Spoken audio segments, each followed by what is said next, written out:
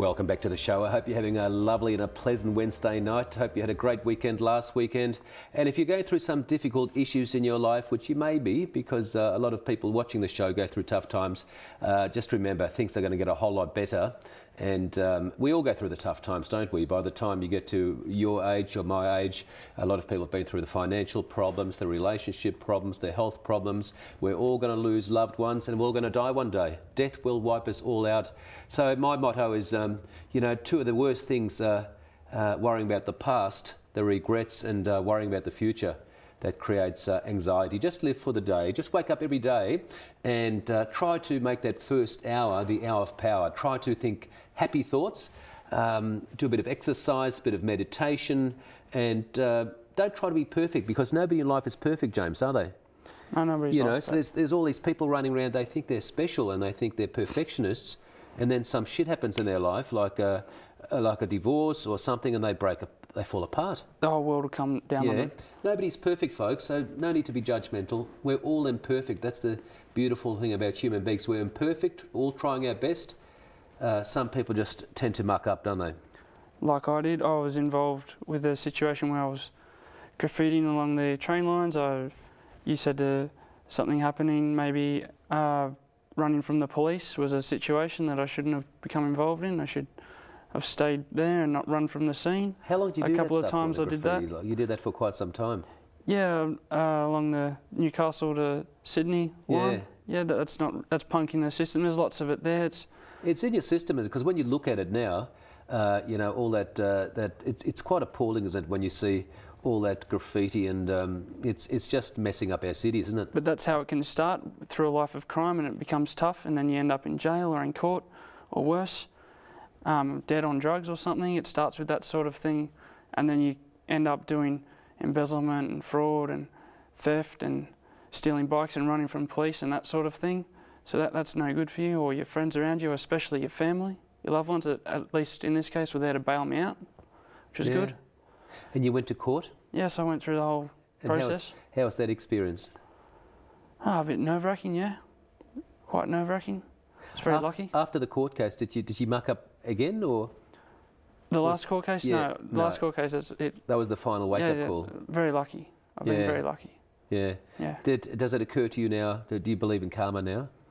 Yeah, I believe in karma and dharma and the full effect of that sort of thing, yeah. That's interesting, karma and dharma, yeah. Sort of breathe deeply, like we're on a show like this, and zen out, yeah, for sure. Yeah, well, that's, he's got some good points there.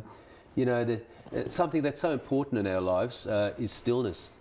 It's such a busy world, 60,000 thoughts coming through our minds every single day.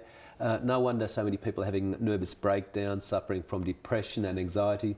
We really need to find some time by ourselves, and rather than being lonely, I call it aloneness, shut out half an hour or even 1 hour every single day. I do it in the mornings at 4:30 in the morning, and just get into some calm meditation. What it does for you, ladies and gentlemen, it gets rid of that anxiety and fear you build up every single day.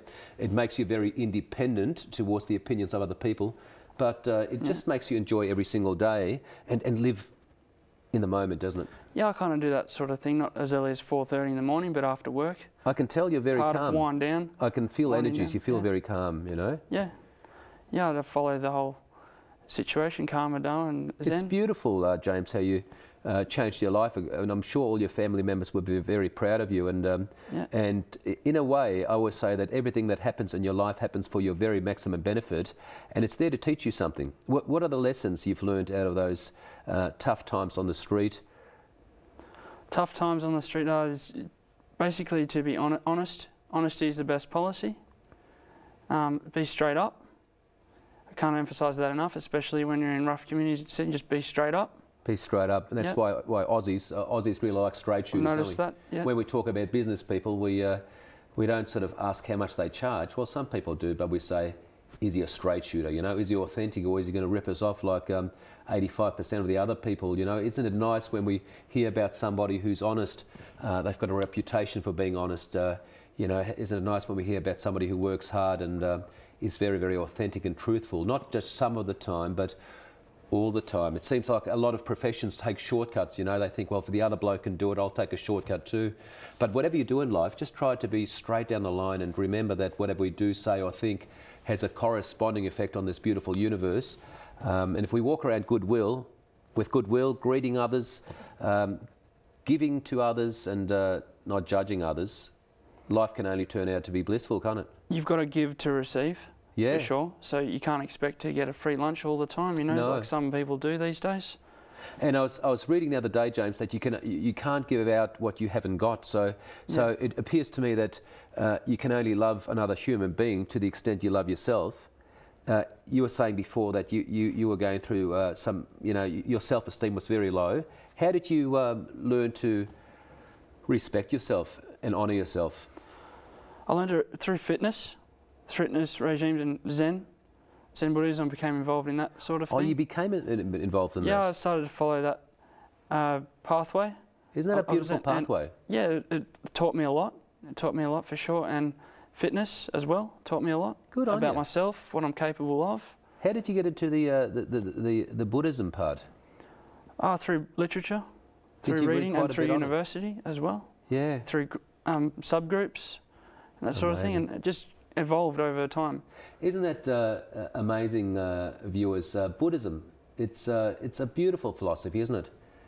Whenever you meet somebody Buddhist, you know, they might have anger directed towards them, they might have people trying to beat them up, but they return negative energy with loving, positive energy.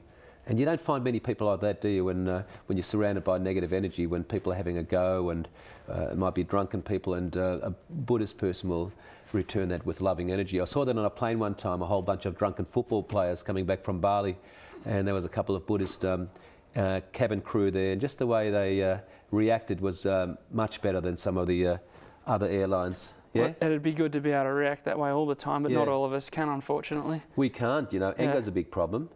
Yeah, anger is a big problem. We've got to, if I could point out one bit of advice, is to control your anger and to sort of, you know, let it as much steam out as you can before or after the day or whatever. That's a good idea. Were you an angry man? Not really an angry man, no.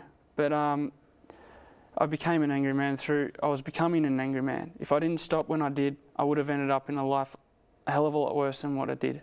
Yeah. Because I was becoming an angry person, yeah, for sure. When you were hanging around all these no-hopers, did any of them end up in jail or 7 foot under? I think one guy did end up in jail, yeah. One guy has ended up 7 foot under. So, yeah. And I got my window smashed by another guy. So, yeah, definitely hanging around no-hopers. How did you... what went through your mind when you said, that's enough, I've got to give this crap away? I was caught.